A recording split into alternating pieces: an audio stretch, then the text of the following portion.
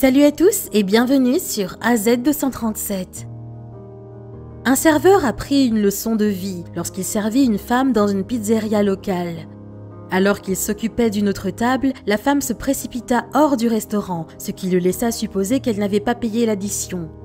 Après avoir vérifié, il poussa un soupir de soulagement en constatant qu'elle avait dûment réglé sa note. Cependant, il fut déçu en remarquant que la vieille dame ne lui avait pas laissé de pourboire, mais plutôt un petit mot. Que contenait cette note? Découvrons-le dans l'histoire. Avant de commencer, voici la question du jour. Quand je suis frais, je suis chaud. Qui suis-je? Donnez-nous votre réponse dans les commentaires. La réponse exacte vous sera donnée à la fin de la vidéo. N'hésitez pas à liker la vidéo pour nous encourager et si vous êtes nouveau sur la chaîne, abonnez-vous et activez la cloche de notification pour ne manquer aucune de nos prochaines vidéos. Armando Marcage travaillait comme serveur à la pizzeria animée, le Patty à Harlem, à New York. Puisqu'il avait besoin d'argent pour financer ses études de médecine, il y consacrait de longues heures et avait toujours rendu un excellent service avec le sourire aux lèvres. Un jour particulièrement, aux environs de midi, Armando eut l'occasion de tester sa force de caractère. La pizzeria Patty était l'un des meilleurs restaurants de la ville où les gens affluaient pour leur pizza emblématique. La pizzeria était bondée, surtout le samedi. Donc Armando savait qu'il serait débordé. Il n'y a rien de pire qu'un client grincheux aux heures de pointe pour rendre un serveur désagréable. Et ce fut le cas avec l'entrée d'une femme accompagnée de sa fille. Malheureusement, elle s'était assise dans la section d'Armando.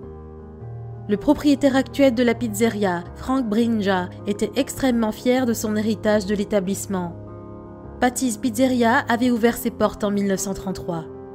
Depuis plus de 86 ans, ils accrochaient les photographies des visages de clients célèbres ainsi que les distinctions que le restaurant avait ramassées.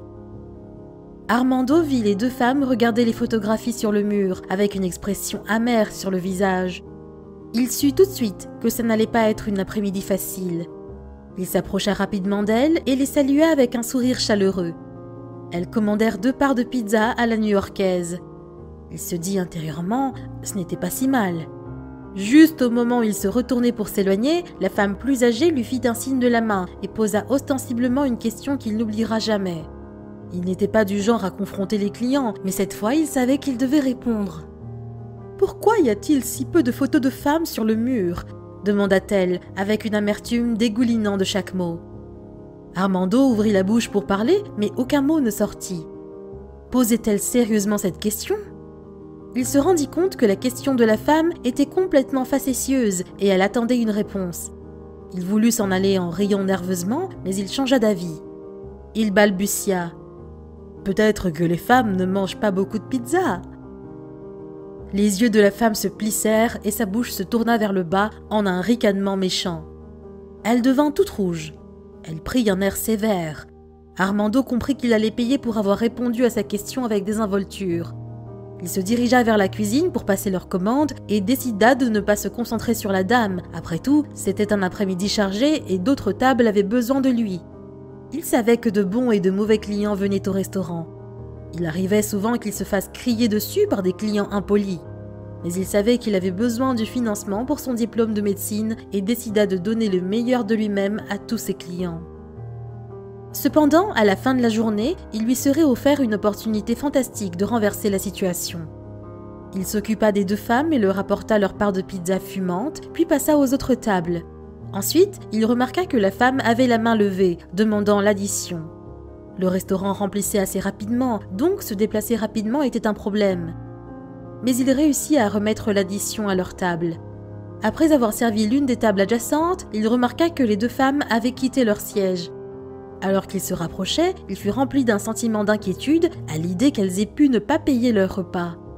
En ouvrant le mouchoir, il se rendit compte que l'addition avait été payée en totalité, mais la note qu'elles avaient laissée pour lui était dévastatrice. La femme avait décidé de le blesser à un autre niveau en écrivant « Peut-être que les femmes ne donnent pas non plus de pourboire » sur le reçu. Il ne pouvait pas le croire. Comment un être humain peut-il être aussi grossier, se dit-il. En nettoyant les assiettes, il remarqua une enveloppe blanche sous les serviettes. La curiosité l'emporta, alors il décida de jeter un œil à l'intérieur. Je soulevai le rabat et je vis Citibank, et je pensais que c'était important. Alors je courus dans la rue pour la chercher, mais elle était déjà partie, se souvient-il.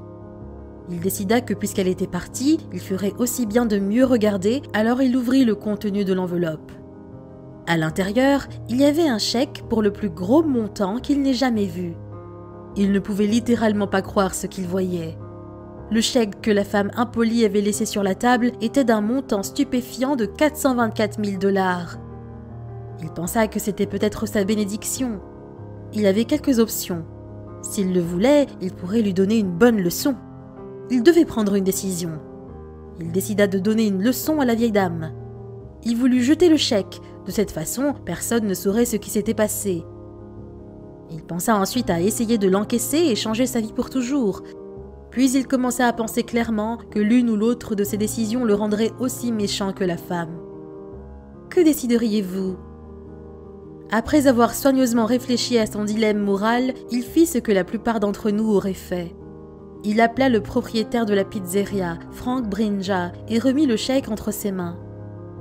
Il m'a immédiatement appelé et m'a remis ce chèque.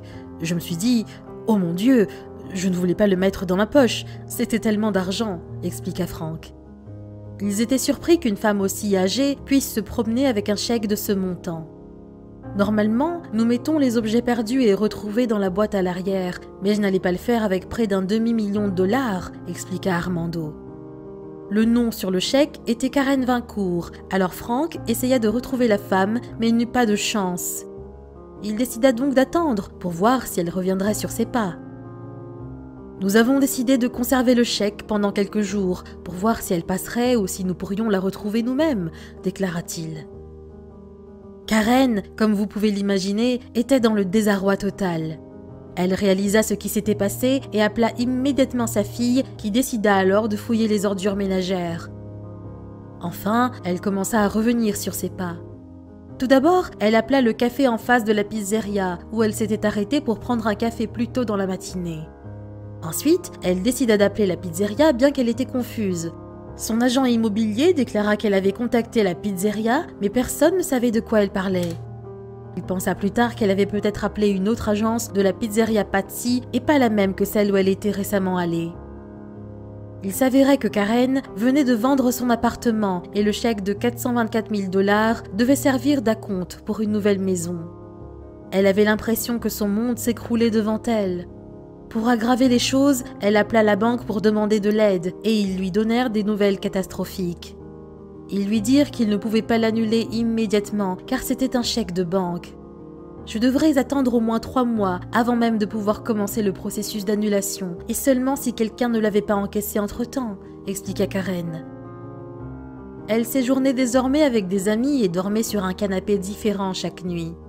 Elle savait que sans ce chèque, elle n'achèterait jamais sa propre maison. Puisque le temps passait et que Karen ne s'était toujours pas présentée, Frank décida de tenter une autre solution. Il enrôla le journal local pour l'aider à retrouver Karen, et heureusement, en quelques minutes, ils surent où elle était. Il ne lui fallut pas longtemps pour arriver au restaurant. Armando l'attendait à la porte et lui souhaita la bienvenue. Regrettera-t-elle de l'avoir traité comme elle l'avait fait ? Elle était tellement heureuse et était en larmes, expliqua Frank. Mais à la seconde où elle vit Armando, elle devint un peu timide. Elle devait se sentir comme une idiote. Elle décida de s'excuser en offrant au serveur assidu une compensation et s'excusa abondamment d'avoir été si méchante. Mais la réaction d'Armando surprit tout le monde. Il accepta les excuses de Karen, mais refusa l'argent. « Je suis vraiment content pour elle », avoua-t-il. Les samedis sont assez occupés et j'étais très près de jeter aux ordures tout ce qui restait sur la table quand j'ai vu cette enveloppe. Karen et Armando se réconcilièrent autour d'une pizza chaude. Frank la prit ensuite en charge et lui présenta tous les visages de femmes qu'elle avait réclamés ce samedi-là, y compris l'animatrice de télévision Barbara Walters, la première dame Charlene McCray et les anciennes présidentes du conseil municipal Christine Quinn et Melissa Mark Viverito. Puis, avant qu'ils ne se séparent, il proposa autre chose. Nous avons plaisanté avec elle en lui disant que nous ajouterions sa photo sur le mur, car elle était désormais à sa manière une cliente mémorable de la maison, dit-il en riant. Ferez-vous dorénavant attention à ne pas maltraiter un humble serveur? Dites-le nous dans les commentaires. Et maintenant, la réponse à la question du jour. Le pain. Bravo à tous ceux qui ont trouvé la bonne réponse. Nous voici arrivés au terme de cette vidéo. Merci de l'avoir regardée jusqu'à la fin. Surtout, n'oubliez pas de la liker et de la partager avec vos amis. À très bientôt sur AZ237.